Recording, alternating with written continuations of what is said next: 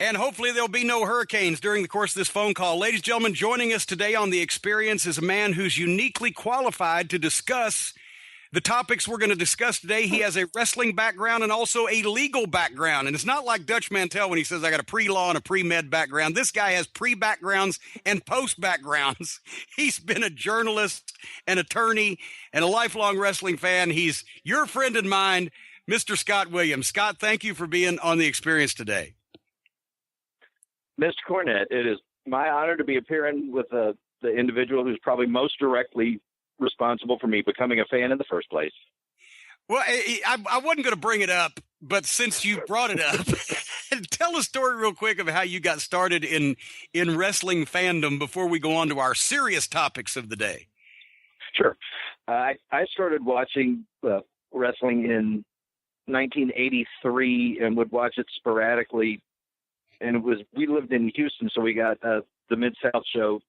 Just coincidentally, when I started watching was right after Bosch had switched over from working with Joe Blanchard to working with Watts. And I would kind of casually watch it. And it wasn't until the very beginning of 84 that I kind of really got captivated, because this fella that I liked, which probably goes back to me collecting comic books when I was a kid, to see him Mr. Wrestling #2 fighting for justice on the screen was kind of like seeing a real-life superhero, which was great until this incredibly obnoxious tennis racket-bearing manager debuted his new tag team and tarred and feathered his partner and whipped him with belts. And I was so incensed that I had never been motivated to go to a show before. But when they announced that the stipulation was that if Magnum TA and Mr. Wrestling #2 beat the Midnight Express, that not only would Dennis and Bobby get lashed, but that Jim Cornette would get lashed as well. And there was no way I was missing that, because I was sure you were finally going to get yours. And you left disappointed because they didn't whip me. I'll tell you, although Mr. Wrestling 2, old Johnny Walker, he wanted to, because I was green then and I wasn't good with a belt at that point. And there was a few shots that went astray, but explain to the folks a little bit about your background, and we'll talk about the books that you have co-written and things later on, but explain to the folks so that they understand that you speak with some knowledge about this topic, your background as far as the law is concerned.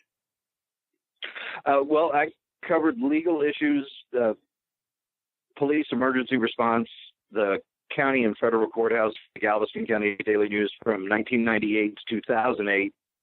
And in 2008, I left the paper to go to law school and become an attorney. And I worked as an attorney for about 4.5 years. And I realized one morning, as I was listening to some fella explain to me why he couldn't be going to jail for the slugging of his wife and drunk driving into a parked car, I realized I was, in the back of my mind, calculating his trajectory if I were to pitch him over the balcony. And could I make it out of the building before someone connected the two of us? And when I thought that, I thought, maybe this ain't for me. And it just so happened that the very next day there was an editorial opening back at my old paper. I went in and interviewed for it, and I've been back ever since. I've never been happier. Well, and congratulations for being back as part of the Fourth Estate, rather than being in prison with the people that you at one point had to defend. But the reason I asked you to be on the show today is because it's in the news again. There's another lawsuit that's been filed against the WWE. I understand it's the same lawyer that has had other suits in the past that have been dismissed. And from what I have read, I wouldn't want this guy defending me if it was a parking ticket, because he's made a lot of, it seems like to me, kind of rookie mistakes or mistakes in the filings, or just, cutting and pasting things that obvious misstatements that didn't fit. And so I'm not sure that he's the attorney to be bringing this suit, but it centers again on the concussion aspect of things and CTE and post-concussion syndrome and et cetera, some of the guys are suffering from. But this time it mentions the independent contractor status that the wrestlers have always been considered under. And I wanted to talk today, and we can get into the concussion aspect, but I wanted to talk today primarily about what constitutes an independent contractor and how, if in any respect anymore, the WWE talent fits that description. Because as you well know, and as a lot of people may know, in the old days, in the territory days, wrestlers were they were the textbook example of independent contractors. They if they didn't like a territory they were working for, they gave 2 weeks notice and they could leave and go anywhere else they wanted to go. They provided their own costumes, their own intellectual property. They came up a lot of times with their own gimmicks. Either that or a booker gave them a gimmick, but then they would perform it. They were independent contractors in every definition of the word. They were not employees. They could do pretty much what they wanted to do as long as they showed up to the matches and, wrestled for however long and finished the match according to the booker's direction. That is not the case in today's WWE, at least. And it enlighten us in better terms than I just did on what an independent contractor is, first of all. Well, independent contractor is one of those weird nebulous things where there's not one standard, singular, clear-cut definition. And a lot of the technical stuff that I'll try to translate into English is, to me, constitutes the reason that people friggin' hate lawyers, because a lot of it is double speak and covering the bases and equivocating. But a lot of federal courts have used as a guideline what's called the Internal Revenue Service's 20-factor test. There's a basic question of who controls the work that you're doing. And then here I won't read you the whole thing, but here's some of the factors. The first one's instructions. These are workers who comply with their boss's instructions about when, where, and how they work. Well, in WWE, correct me if I'm wrong, but these guys not only get told who's going to win and lose the match, but how long, sometimes to the second it's going to go, what the finish is going to be, what they're going to wear to the ring, what their name's going to be. They don't have control over any of that. The second thing is training. Training workers indicates that those workers are employees. And we have the WWE Performance Center. Right. There's a factor called integration, which says that when the success and I'm reading now, where success or continuation of a business depends on the performance of certain services, the workers performing those services are subject to a certain amount of control by the owners of the businesses and are therefore employees.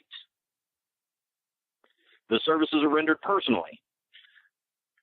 Typically, and this really is one of the only exceptions to the wrestlers of yesteryear being considered independent contractors, is that they couldn't just up and subcontract the wrestling work. If it's important that the individual perform the services himself personally, then that person tends to be seen as an employee. That's a factor that can make you more an employee than an independent contractor.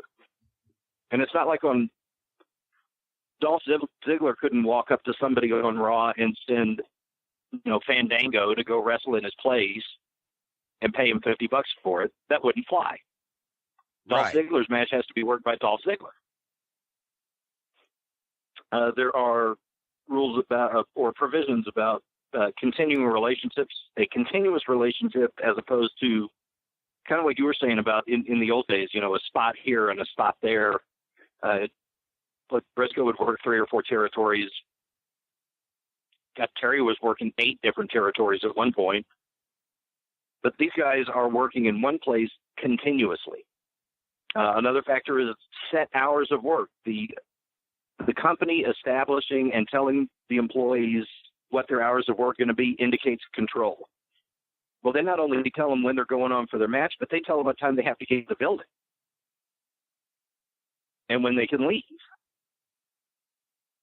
And that also extends to, they tell them what type of publicity interviews they can do or not do. You can't be on this particular show or that particular show, but you have to do this particular show or that particular show. It's not just now wrestling, but it's also the media, and it's that you can't just do an interview with a newspaper reporter or a television reporter or somebody, now podcasting, etc. If you want to, you have to have it approved through the office. If you try to do an appearance, a personal appearance, I know one guy who shall remain nameless, but is a member of the MLW radio family, who just like to have some guys come to his house where he treats them like kings and tell stories to him and his friends, and he was willing to pay the guys for their time to do that. And one WWF or WWE contracted talent was scheduled to do that. The guy even went through the office and put up $1 million liability insurance policy, like the talent's somehow going to get hurt at a cookout. And then the guy was and put up a deposit, and the guy was pulled with 2 days notice because he needed to go somewhere else for the company. So they control the schedule not only of matches, but also of personal appearances, of publicity interviews, et cetera, what you can do and can't do, which to me is the antithesis of being an independent contractor. Like you said, where in the old days, the top stars, and they would clear dates ahead of time with each company they were working for, but could work for 4, 5, 6, 7, 8 different promoters in the course of a week or two. Sure. Yeah, and that's a pretty severe level of control, and it goes against the nature of being an independent contractor, is kind of in control of his own destiny. The number 10 is one that, when I read it, I kind of chuckled because of the degree to which they are choreographing the matches now.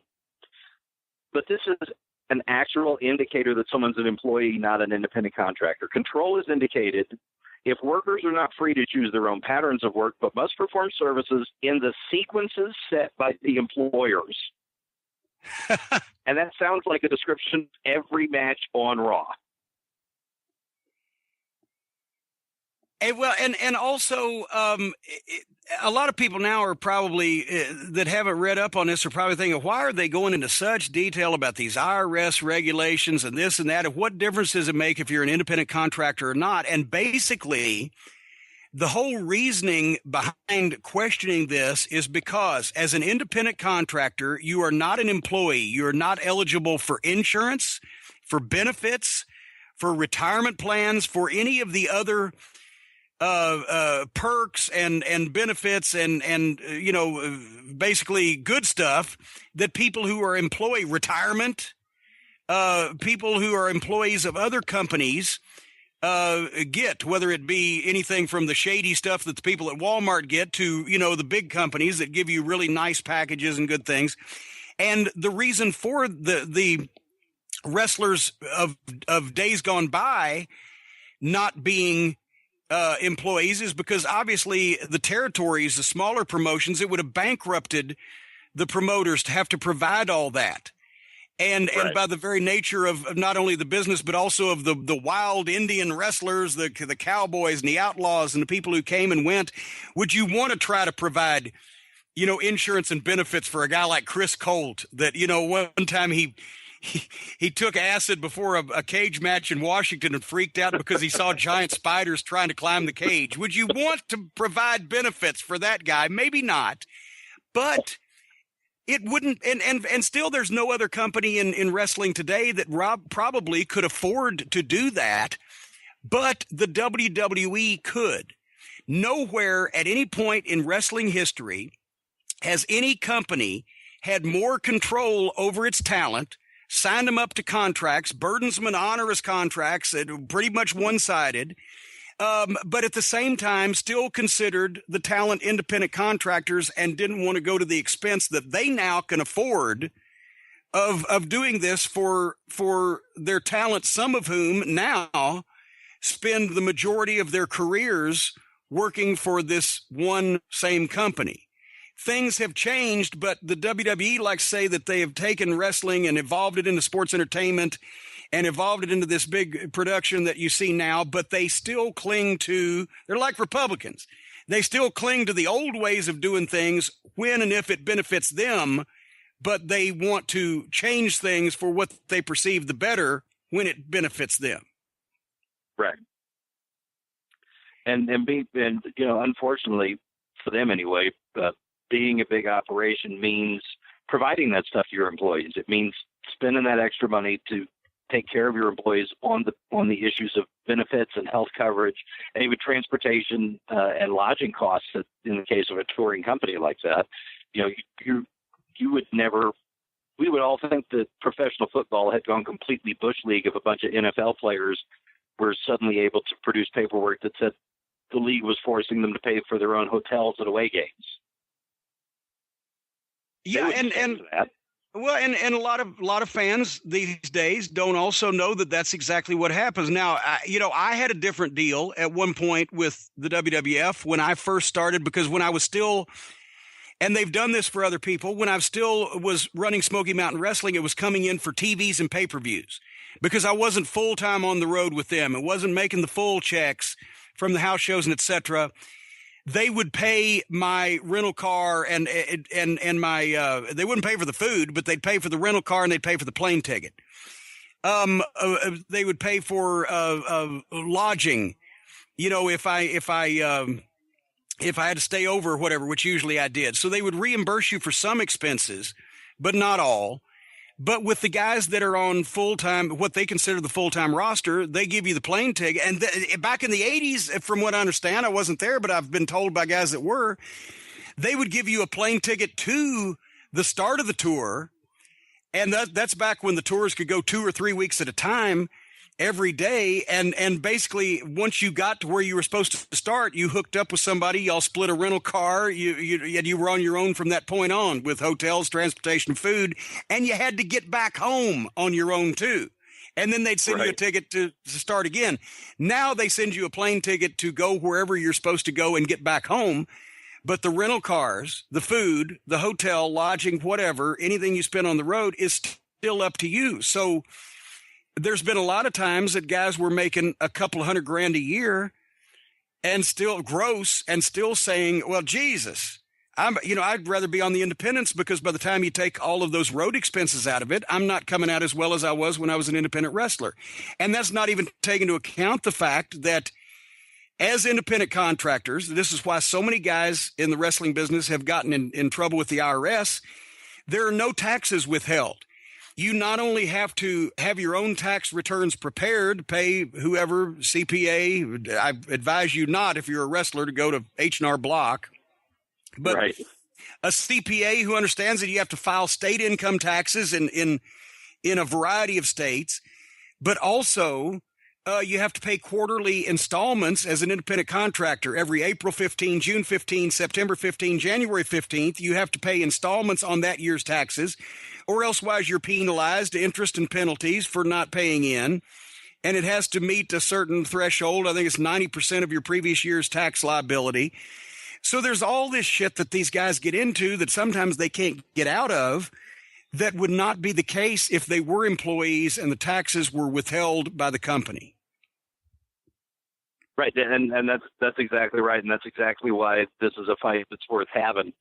The problem that these guys are going to have is that the statute of limitation issues, which actually I think favors them a little more on the concussion issue than it does this, the statute of limitations is going to be 2 to 3 years. Most federal jurisdictions will base their statute of limitations for a particular cause of action on what the same statute would be in that state.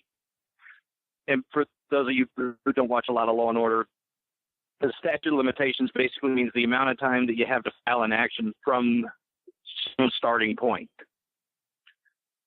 And the idea behind it is a sound one. Someone shouldn't have to spend their whole life wondering if the other shoe's going to drop and somebody's going to sue them for something that happened 23 years ago.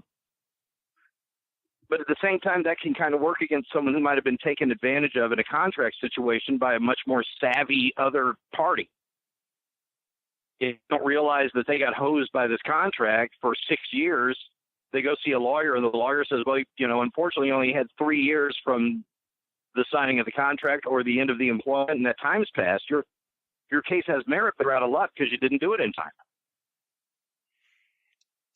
But basically, you're saying that. I'm sorry. Go ahead. Basically, you're saying that in a lot of cases, the statute of limitations starts when you first find out that you've been wronged, rather than when you were first wronged. If you didn't know that you got hosed until in 1999 until 2005, the clock starts ticking in 2005 when you found out about it. Sometimes, but not always, because there's. fraudulent concealment is the term of art. But basically, even if you didn't know, if the other party can make an argument that you should have known or that a reasonable person would have known, that you didn't know what the truth was, but just doing a little research would have shown you the truth because, with apologies to the X-Files, the truth is out there,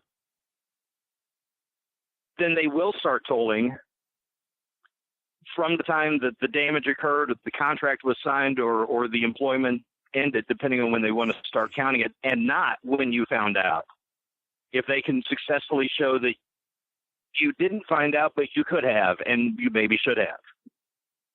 Is that why that a lot of times the concussion suits, and we'll talk more about the concussions here right now, is that in other words, every reasonable person would tend to know that if you take a blunt instrument and smash somebody as hard as you can repeatedly over the head with it, that it's not good for your health, even before they discovered post-concussion syndrome and CTE and all these things? Well, I think the concussion issue is more complicated than that, because you have to be able to, and this may also be one of the problems where they're going to have with certifying this group of wrestlers as a class. Because that was a class action lawsuit. One of the definitions of the class is that they all have a cause of action in common. And if their injuries aren't the same, that's not a common cause of harm. But the concussion issue is different because, well, yes, I think we would all agree, and would have agreed 20 years ago and 40 years ago, that getting slammed with hard objects over and over again is generally not good for the health. The specifics of what they call CTE, the multiple concussion syndrome, didn't really become known until the last decade, fleshed out by Dr. Bennet Omalu. If anybody saw, and judging by the box office reports, few people did, but if anybody saw that movie Concussion with Will Smith, he played Dr. Omalu. I actually wrote a book about the Chris Benoit case when it happened, and it never got published because the company went out of business. But at the time, had they published, I think we would have been the first ones to posit that Benoit did what he did because his brain was screwed up from multiple concussion syndrome. And the way that he explained it to me was, this is how the multiple concussion syndrome works. It's not just a concussion, which is where you take a hard impact to the head and it causes the brain, which sits loose in the skull, to slosh up against one side of the skull and then the other, kind of dinging up whatever it runs up against, kind of like a dipshit cab driver with Mrs. Cornette at a Walmart. It's going to do some damage to the front. Yeah, I told you I was a listener. And if you suffer a second concussion before you have recovered from the first one, the nature of the damage is not concussion number one plus concussion number two. It becomes concussion number one times concussion number two. And what happens is that these tiny, tiny little, probably not even visible to the naked eye, and they may have in recent years, but when I talked to Dr. Omalu in 2007, they hadn't really yet identified exactly what these were, but they are chemically similar to tiny, tiny calcium deposits built up in the brain. And the problem with that is that when these things form in the brain, it interferes with the way the brain functions. Your brain functions like a 911 call center. People from all over the city call 911 with different emergencies. And based on what that call says, the 911 dispatcher knows, okay, for this call, I need to dispatch fire. And for this call, I need to dispatch an ambulance. For this call, I need to dispatch fire and some police. Holy shit, for this one, I'm going to need to dispatch a SWAT team. And for this other call, I'm going to need to tell them to call a customer complaint line and that 911 is not for these kind of calls. And the dispatcher can figure out how to handle each call based on the content of those calls. That's what your brain does. It takes in the stimulus from your body, our five senses, processes that stimulus, and tells the body how to respond. And every type of function is effectively a different telephone line leading into that 911 call center. So when one of these calcium deposits appears in your brain, it severs one of those lines. And suddenly, the line that was telling, let's use Benoit for an example, that was telling Chris Benoit how to handle conflict resolution isn't working. And that means his brain can't process the stimulus that he's receiving about a conflict. And it also can't send back the information to the rest of his body about how to properly respond to that. And unfortunately, one of the things that means is that what could have caused him to snap could have been anything from, damn it, Chris, I've had enough of this and I'm leaving you and I'm taking the kid with me, to, Chris, I told you 3 times to take the trash out. Do you even listen? It could have been either one of those. Because as minor as that second one is, it's still a conflict. You know, all us married guys have them. But if your brain can't process and tell the difference between a minor conflict and a major one and not know how to respond, then you're going to get the response wrong. Even horrifically wrong. Did that make sense? It does. And in a lot of cases, it's become a trend over the last 10 or 20 years or whatever, since the hardcore wrestlers got involved in everything too. As Dutch Mantel used to say, we used to pretend to hurt each other and people believed that we were, and now we really do hurt each other and everybody thinks it's all horseshit. Just because years ago guys were working chair shots or working shots with gimmicks because they were smarter and they knew they had to preserve themselves because they had to work every night and they didn't get themselves hurt on purpose or hurt other people on purpose. Flat back bumps can cause concussions.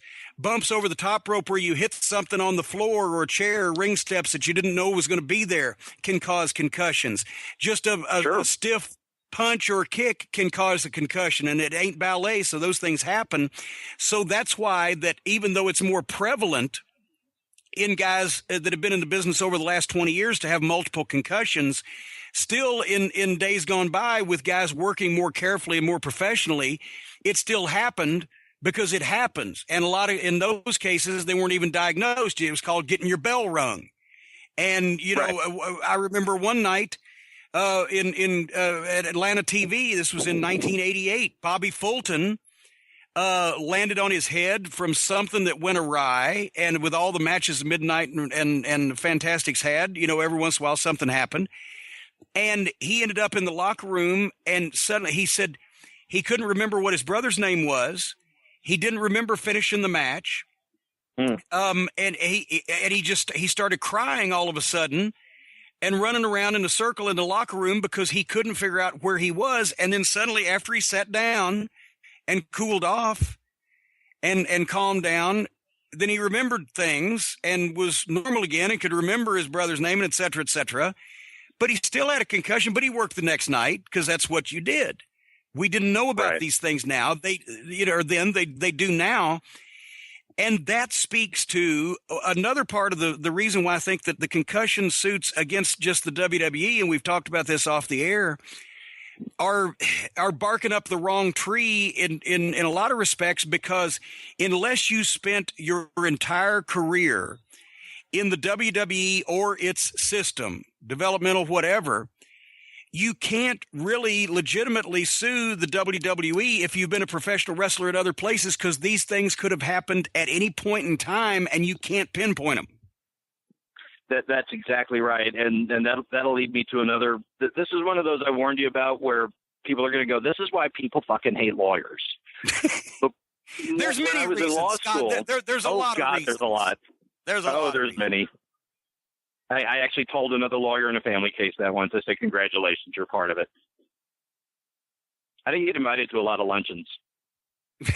But one of the things that one of my civil professors in law school, this is what they're teaching law students, is that when you're figuring out filing a lawsuit, it doesn't do you any good to target some company that's out of business. It doesn't do you any good to target some mom and pop operation. Sue who has the money. And that's what these guys are doing. I'll give you just one out of, there's 50-something of these guys. And I'm sure that no two of them have claims that are of exactly the same level of merit. Now, I met Sabu. I like Sabu. I wasn't a fan of some of the really gross stuff that he did, but he was a really, really gifted guy. But he's one of these plaintiffs, And for anybody who saw what Sabu was up to in the 90s, the lawsuit focuses on the 6 months that he was in WWE as the cause of whatever concussion issue he has. Really? Yeah. Not that 4 years killing himself with Sean Waltman in the Indies, and not the 8 years of moonsaulting tables that were on fire in ECW. It was that time Snitsky knocked him off the apron and he hit his head on the steps? Seriously? And that's what I think a lot of these guys are going to have a tough time overcoming, because you're right. These guys worked in multiple places, and even if they suffered very real damage, and I'm sure a lot of them did suffer very real damage, it's really difficult to say where that occurred. The medical science has not caught up to CTE detection because they've examined post-mortem the brain tissue of both Chris Benoit and a lot of the NFL players who suffered and then met various violent ends. And that's where Dr. Amalu found and discovered these tiny calcified looking deposits I was talking about earlier. But the problem is that's the only detection that currently exists, post-mortem. You can have symptoms of what appears to be CTE, but you can't say definitively that you even have it because it can't be found out conclusively until someone examines the brain after death. And even if you could, it goes back to the question of, well, did that happen in 2007 in the WWE ring, or did it happen the previous summer when you were going through stacks of tables on a TNA show? It's hard to pinpoint because it does require multiple concussions to – CTE takes multiple concussions to sink in. And it's hard to say where the critical one was.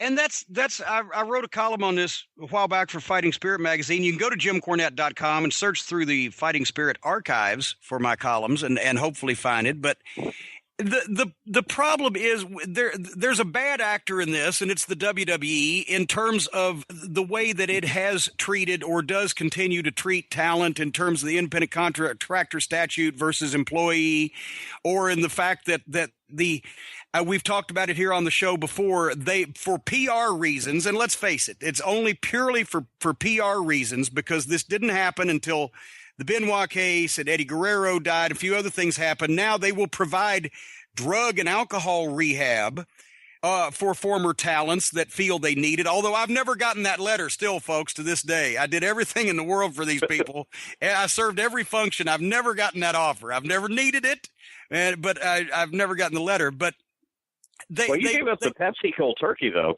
Well, that's true. You know, I did get off the sugar and everything, but they will do that, and it's a PR thing, and it has helped people. And I'm not saying that it hasn't. It's helped people. But what about the guys that, through no fault of their own, get hit by a truck and have injuries and large medical bills because they may not have insurance, or because they don't have retirement and benefits? Or what about the guys that get cancer of some kind or whatever? They're on their own. The people who are innocent of any wrongdoing and have health problems are on their own, but the people who are suffering from something that's not very good in the newspapers, they get help, which I think is kind of bullshit. So the WWE it does seem counterintuitive, doesn't it? Well, you know, but there's a bad actor in this, but you can't put the entire blame for post-concussion syndrome and CTE and everything that everybody's suffering specifically on the WWE for the reasons that we mentioned. And that's why I made the point. Right. The independent contractor statute is the biggest thing that needs to be overturned in the case of the WWE. And it wouldn't have to be overturned in the case of all professional wrestling, because let's face it, Ring of Honor, even if they're owned by Sinclair Broadcasting, if they had to provide insurance and benefits and retirement and et cetera for all the wrestlers that go through those doors, Sinclair just shut the company down because they don't need it to stay in business. That's broadcasting. Right. TNA is barely in business as it is. The other small independent promotions, they would not be able to do that and stay in business. But when you've got a supposed billion-dollar company that has all these new revenue streams that were not even invented 20 years ago, the guys still don't get royalties off the network.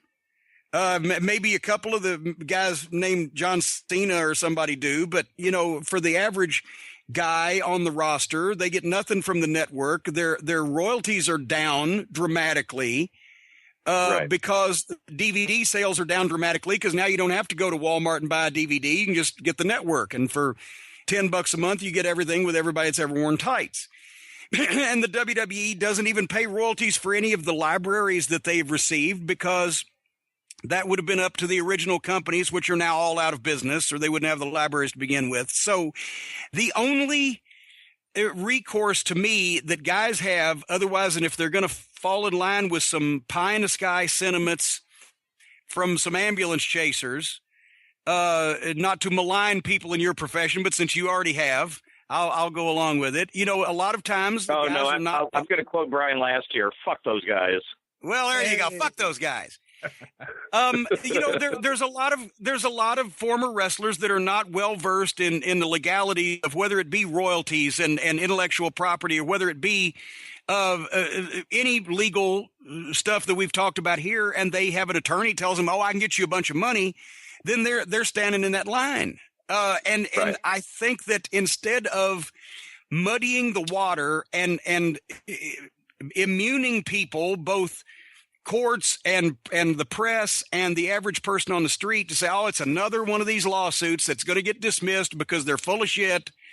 And that's the way it starts being thought of by everybody. If somebody with a good attorney who spent most, if not all, of their career in the WWE system was to go after the independent contractor statute, it may not help the guys from 30 years ago, but it would help the guys 30 years from now, and it would help the guys that are currently in the business and the ones going forward, because that is the most legitimate legal complaint of anything that I've heard against the WWE, is that their talent are not and shouldn't be classified independent contractors, both for the sake of the talent now in terms of taxes, the sake of the talent in the future in terms of benefits and insurance and health and retirement. And if it costs Vince, who Kevin Dunn just sold some stock and made $1 million last week. And he can finally get his teeth fixed. Yeah, there you go. And he still can't find a dentist. And I read these articles about how many hundreds of thousands of shares of stock the McMahon family have, and et cetera, et cetera. So my asshole really bleeds for him right now.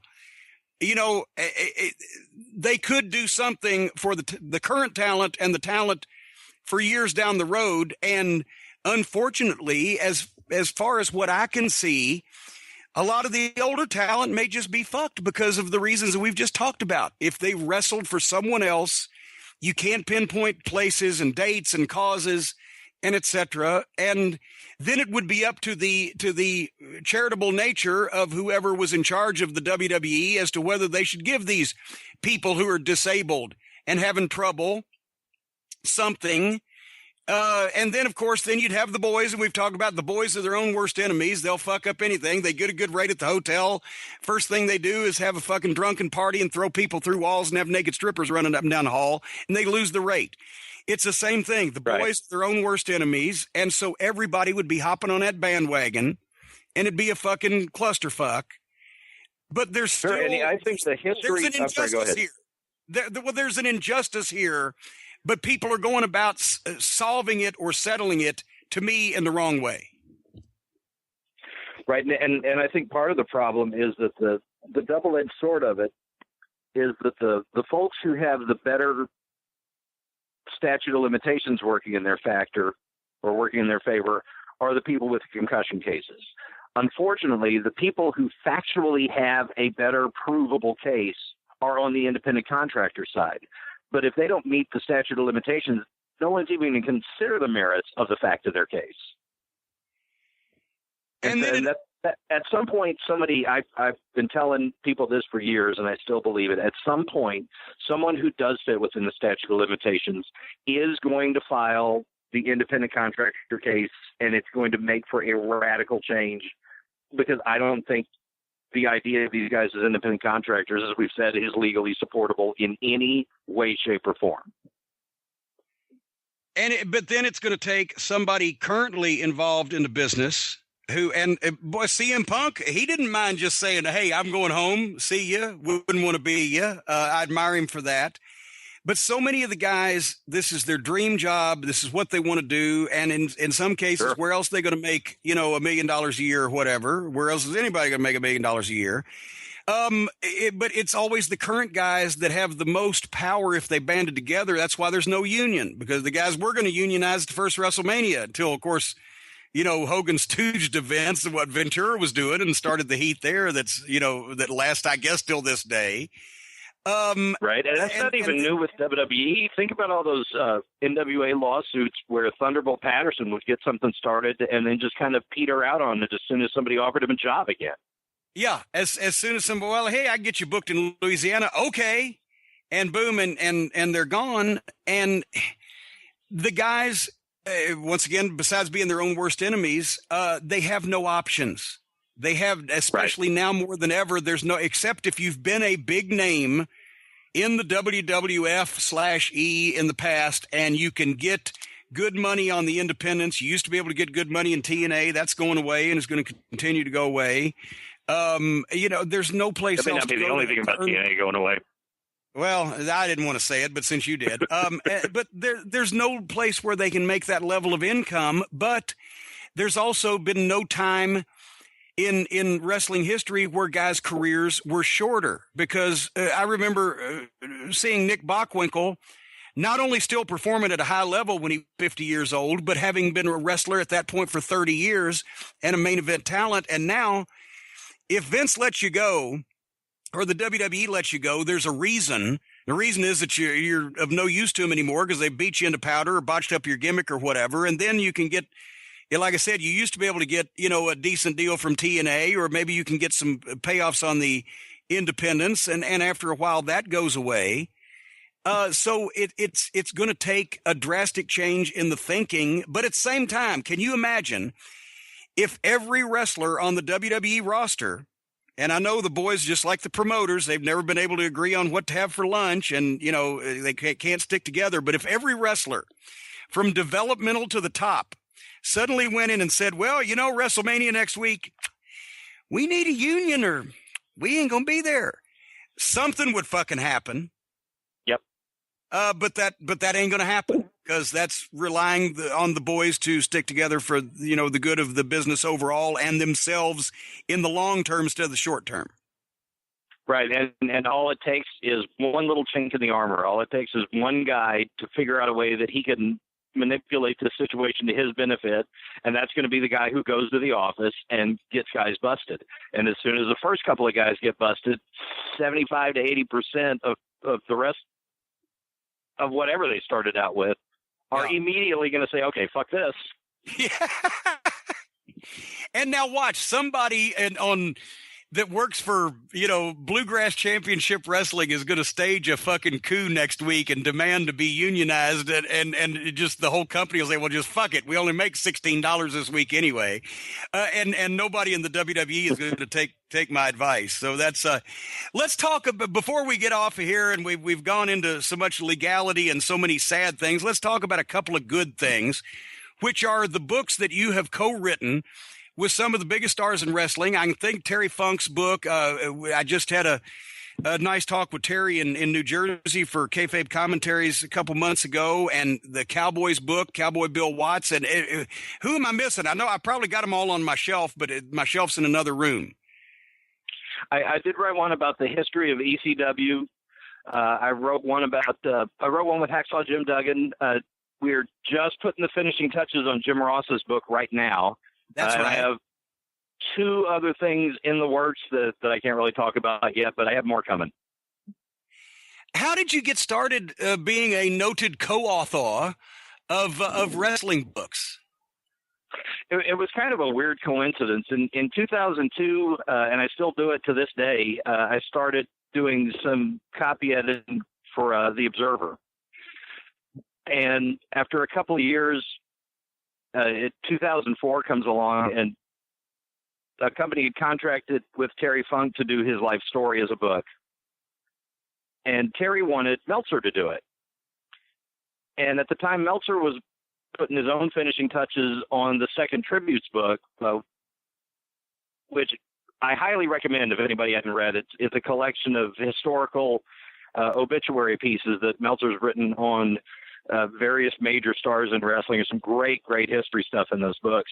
Oh, as I wish you'd come out with 3 and 4 and 5, because I've read 1 and 2 cover to cover so many times I've memorized them. I'm pretty much the same way. I'm fascinated by some of the stuff he turns up. But he was putting the touches on tributes too. He had to tell Terry, I just can't do it right now. You know, I'm so busy with the newsletter and I'm finishing up my own book. But, you know, there's this guy in Texas that I work with who I think might be good. And so a few days later, I'm talking to Terry Funk about coming out to Amarillo and sitting down and seeing if we might be a good fit to work together. And then we were off to the races. And at about the same time, I'm sorry, go ahead. I was just going to say, I've read the book and it's great, but did you at any time tell Terry, we can't put this stuff on paper? Nobody will believe it, even though it's true. No, there were a couple of times where, you know, Terry being Terry, he said, well, let's not do that one, because I don't want to make the guy look bad. Because for someone who is so notoriously hardcore and violent in a lot of his matches and villainous for so much of his career, that's one of the nicest, most gentle-hearted people you're ever going to meet. Terry Funk, it ruins his day to hurt someone's feelings. He's an incredibly nice man. And it just so happened that as that was getting off the ground, I had the notion that Bill Watts should do a book.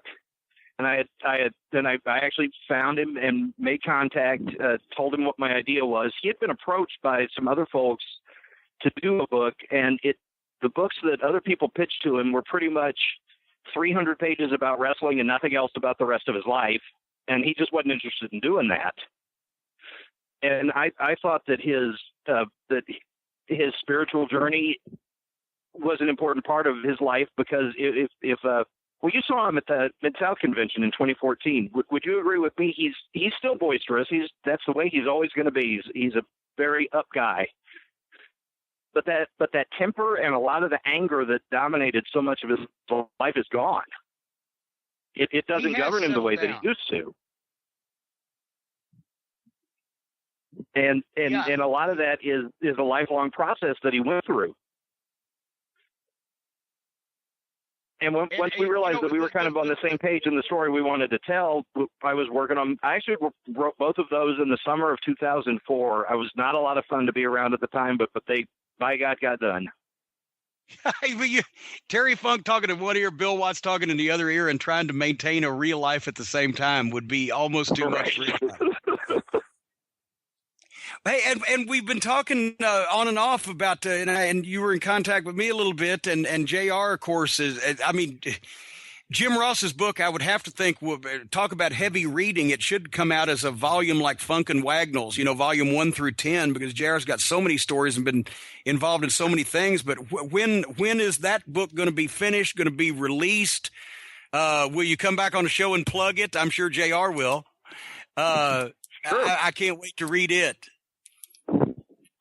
Sure, and I think we're looking at inside of a year for a release, and I could be wrong on that, because I'm not directly involved in the negotiations. I just did some help with the writing. But from what Jim says, we're very close on that. So it's a pretty exciting time. And I would love, actually, if there's any folks out there involved in publishing, I would love to see that book that you wrote on the Benoit case and the interview with Dr. Amalu and et cetera. I would love to see that published sometime if you're still interested in seeing it make the light of day. Well, what I ended up doing with that, and I don't know whatever happened with it, but an ex-performer contacted me and was doing some benefit stuff, part of which was going to go for some of Steve Williams' cancer treatment at the time, and part of which was going to go to some of the surviving Benoit family members, and they were doing some charity stuff. And I went ahead and just signed over to them the reprint rights to that manuscript so they could make it an ebook or whatever they wanted to do with it, and hopefully get a few bucks for a good cause. I figured if it's at that point, the concussion stuff that I had found had already been reported by other people by then. And so hey, we have this brand new theory part of it didn't really apply anymore. And so I thought if I can't publish it, and at the time I was just starting law school, so I didn't really have time to go back in and update it to where it would be suitable for a new book release.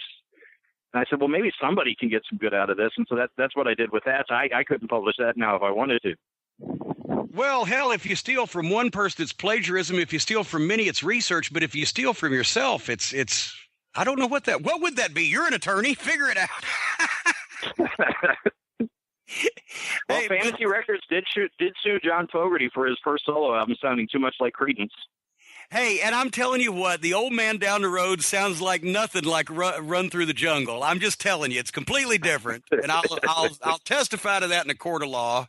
The funny part is that when Fogerty won that suit, the very next record that he put out, he based the entire melody of the first song on the album on Bad Moon Rising. Deliberately made it sound exactly like Bad Moon Rising so that he had won. And what was that song? Zans Can't Dance, but he'll steal your money. And he did the video with the pig. Yeah, the pig. Now we're getting back into the great Brian Lass wheelhouse here. He loves obscure music trivia.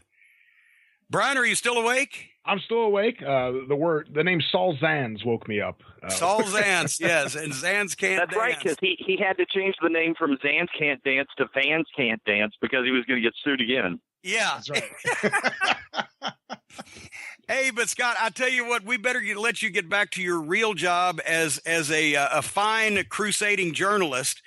And thankfully, you're out of the legal profession now because you meet a whole better class of characters covering crime for a newspaper than defending criminals in court. Absolutely. But we appreciate you being on. And once again, I'm not telling everybody that immediately every wrestling promotion should consider their talent employees instead of independent contractors, because financially it would be impossible. As we've said, only the WWE has the resources and actually has the control over their talent to not fit the independent contractor statute. But I believe, and I've said this before, and Scott has somewhat borne it out here as a little bit more informed legal opinion than mine, that if anybody is going to get anything changed in the way that professional wrestlers are treated and their futures, it's not going to be these concussion suits, and it's not going to be even royalty suits, because that's been tried and for various reasons, and we could go off on that on another program. But I know from being on both sides of the fence, both promoter and talent, you're not going to collect those royalties, except from the WWE potentially. But the best case is the independent contractor statute is ridiculous, and in no way, shape, or form, if anybody did any investigation and would stick together and would hire a lawyer that's not an ambulance chaser that would make rookie mistakes, there's no way that the talent in the WWE could be declared by the government and by the Internal Revenue Service as independent contractors. And I will just leave it there now before somebody puts a hit out on me. But otherwise than that, buy Scott Williams' books, More Than Just Hardcore, which was Terry Funk's book, The Cowboy and the Cross, Bill Watts' book. And do you have a working title for the new Jim Ross book? I don't. I'm sure there's a short list at least up there in Norman. Well, as a matter of fact, maybe that could be the title, A Short List from Norman, and JR could just have a list of all his favorite wrestling stories. But be on the lookout for that at bookstores and websites near you. And Scott, thank you again for being on the program. And for our producer, Stas Bitchley, for the great Brian Last, I am Jim Cornette. We're setting records every week, and this one will probably be an exception. Ladies and gentlemen, until next week on The Experience, live from Charlotte, so long for now.